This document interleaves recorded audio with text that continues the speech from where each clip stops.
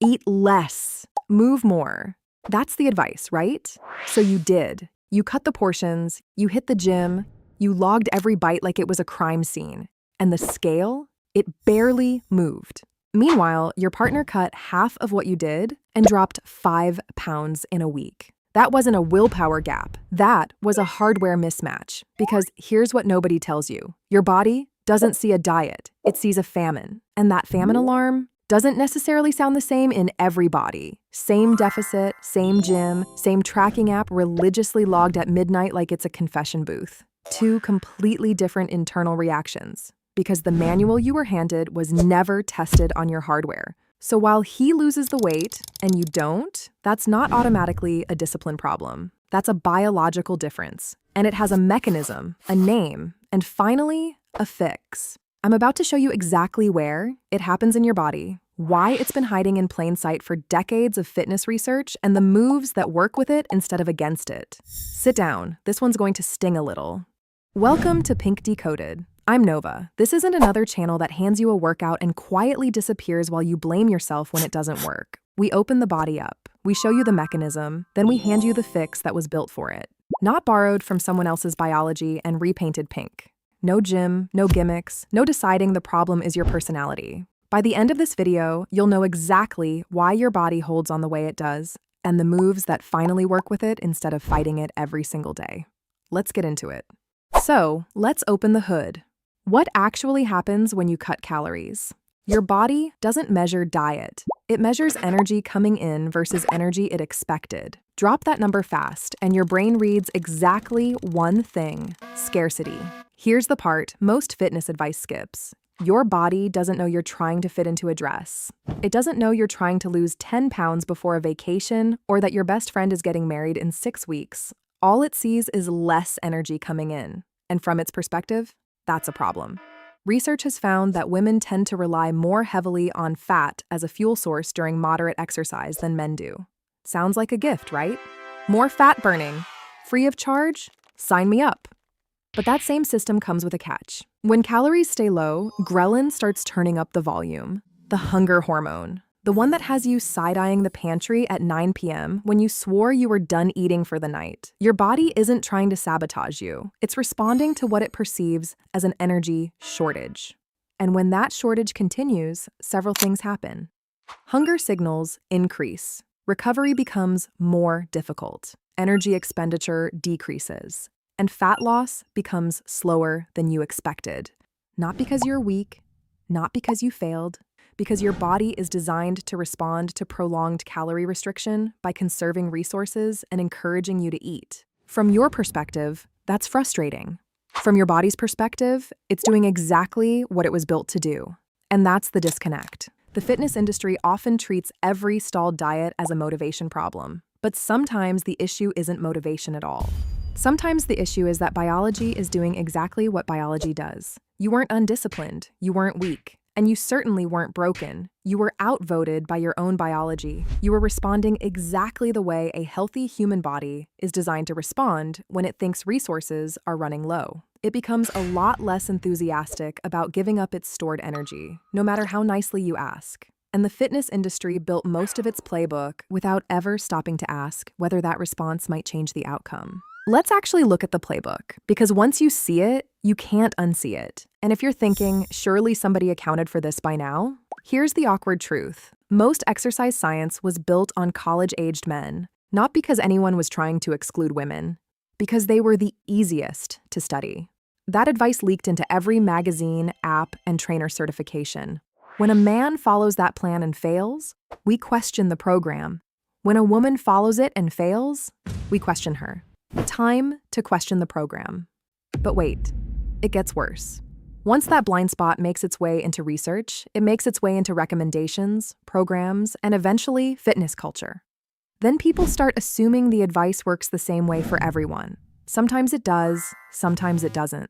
But when it doesn't, women are often told to work harder, eat less, push through it, try again. As if the only possible explanation is a lack of effort. But if female physiology wasn't fully accounted for in the research that shaped the advice, that's a pretty big assumption. That's why understanding your biology isn't optional. It's the difference between following a program and knowing whether that program makes sense for you at all. Now, the hormone nobody explains properly, cortisol. The internet has absolutely mangled this one, so let's clean it up. Cortisol is your primary stress hormone, and despite what social media might have told you, cortisol is not the villain. You need it. Every healthy human being does. Exercise raises cortisol. That's normal. Stress raises cortisol. That's normal too. The problem isn't cortisol. The problem is living in a state where it never gets a chance to come back down. Poor sleep, aggressive dieting, constant stress, back-to-back high-intensity workouts. Those things start stacking. And when they do, your body starts behaving differently. Recovery slows. Muscle growth becomes harder. Sleep quality drops. Cravings get louder. Energy gets lower. And suddenly, the exact habits that were supposed to help you feel healthier are making you feel worse. It's a cycle, and not the fun kind. Now, let's combine everything we've talked about. You're following a program that wasn't designed around your physiology. You're eating less, recovering less, sleeping less, training harder, and then blaming yourself when your body pushes back. Of course it pushes back. Any system would. One more time for the people in the back. Your body isn't broken. The strategy is. Now, let's get to the variable, almost no mainstream program touches. The menstrual cycle. Men run on a roughly 24-hour hormonal rhythm. Wake up, train, recover, repeat tomorrow. Predictable enough that you can build a 7-day plan around it and have it hold up. Women run on a roughly 28-day rhythm.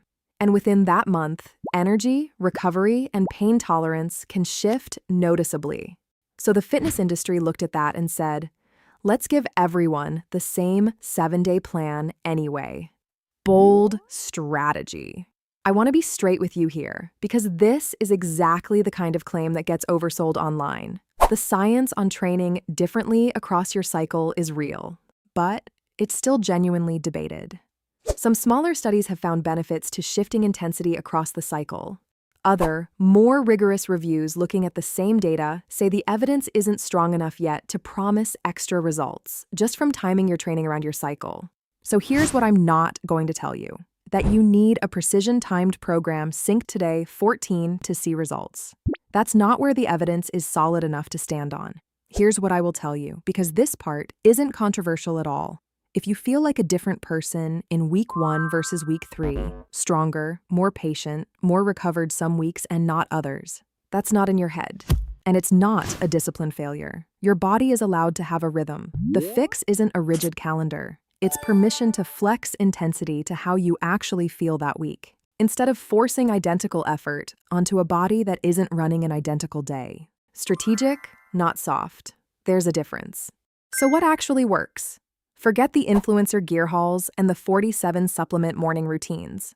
The Pink Decoded Method runs on 3 principles, pulled from real physiology, built around one idea: strategic tension. We're not moving just to move. We're creating controlled, deliberate tension that tells your muscles to grow without turning every workout into a stress event. Principle 1, isometric holds used on purpose, not as a warm-up. Holding a position under load, a plank, a wall sit, a static squat, builds real strength without the same overall physiological stress you'd get from an all-out, gasping interval session. Research on isometric training shows meaningful strength gains over time, with some studies reporting improvements in the high teens or more, depending on how the holds are performed. The mechanism is simple. Your muscle fibers are fully engaged the entire time, with zero wasted motion bleeding the tension away. No bounce, no momentum, no technically a rep, just the muscle doing the work the whole time. That's not a beginner's move. That's the smart one. Principle 2, compound movements over isolation. Women generally have far lower circulating testosterone levels than men. That's basic endocrinology, not a character flaw. And it's part of why building visible muscle generally takes longer for women, which means we don't get to waste reps on movements that train one muscle in isolation, while ignoring the other 5 doing nothing in the room. A proper push-up works your chest, shoulders, triceps, core, and the muscle along your ribs that nobody mentions, all at once. A proper squat hits your quads, hamstrings, glutes, and core simultaneously. One move, 5 muscle groups, maximum return per rep. We're busy. Let's train like it. Principle 3, train your glutes like your metabolism depends on it. Because it kind of does. Your glutes are the largest muscle group in your body. When they're actually strong and doing their share of the work, they contribute to the muscle mass that helps determine how much energy your body uses at rest. Your posture improves.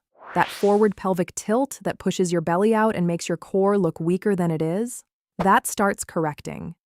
Research on gluteal muscle function has linked weak glutes to higher injury risk through the hips and knees, which means strengthening them isn't vanity. It's structural maintenance for a joint system you use every single day. We're not doing this for the gram, although that's a perfectly valid reason and we fully support it. We're doing this because your glutes are the engine of your body. Start treating them like they pay the rent. Now, let's put all of this into practice. But before we start, notice what we haven't done. We haven't chased exhaustion. We haven't chased sweat. We haven't tried to burn as many calories as possible in 15 minutes. Because the goal isn't to punish your body. The goal is to send the right signal, a signal that says, build muscle, stay strong, stay resilient, without turning every workout into a stress test. That's what strategic tension is designed to do. Now let's get to work. 5 moves, 15 minutes. No waiting for a machine while someone does their entire personality on the bench. Here's the format. We're doing 3 rounds. Each move has its rest time built in, noted after every exercise below. Move 1, glute bridge hold. Lie on your back, knees bent, feet hip width apart. Drive your hips up until your body forms a straight line from shoulders to knees. Hold for 40 seconds. And squeeze like you're trying to hold a $100 bill between your glutes. Not politely, not symbolically. Actually, squeeze. At the top of this movement, your glutes are at peak contraction, which is exactly when the muscle activation signal is strongest. This wakes up your metabolism and starts undoing the damage from sitting at your desk all day. Hold it there, 40 seconds, 20 seconds, rest. Move 2, wall sit. Back against a wall, thighs parallel to the floor, knees stacked over your ankles. Hold for 45 seconds. The first 20 seconds will feel like a breeze. Around second 21, your quads are going to start having very loud opinions about your life choices. Listen to them, ignore them, keep holding. That shaking, that's just the science working. 45 seconds, 20 seconds, rest. Move 3, forearm plank. Elbows under shoulders, body in one straight line. Push the floor away, brace your core, and squeeze your glutes. Again, yes, they are involved in everything. They're very social. 30 to 60 seconds. 20 seconds rest. Move 4, the slow squat. Feet shoulder width, toes turned out slightly, chest up the entire way down. Don't let your torso fold like a chair that's given up. Lower for 3 seconds. Pause 2 seconds at the bottom, then drive up. 3 seconds down, 2-second pause. Drive back up. Control every inch of the movement. The slow tempo isn't optional. It increases time under tension, which is one of the actual drivers of muscle growth. 12 reps, 20 seconds rest. Move 5, side plank. Forearm on the ground, elbow under your shoulder, feet stacked. Lift your hips until your body forms one straight diagonal line. Opposite arm reaches toward the ceiling. Hold 30 seconds per side. Your obliques will introduce themselves loudly around second 20. That's not failure. That's a muscle group that's been asleep for years, waking up annoyed. That's fine. 30 seconds per side, 20 seconds, rest. That's round 1. 2 more to go. Reset your timer. That's your workout, 15 minutes. Simple, effective, done.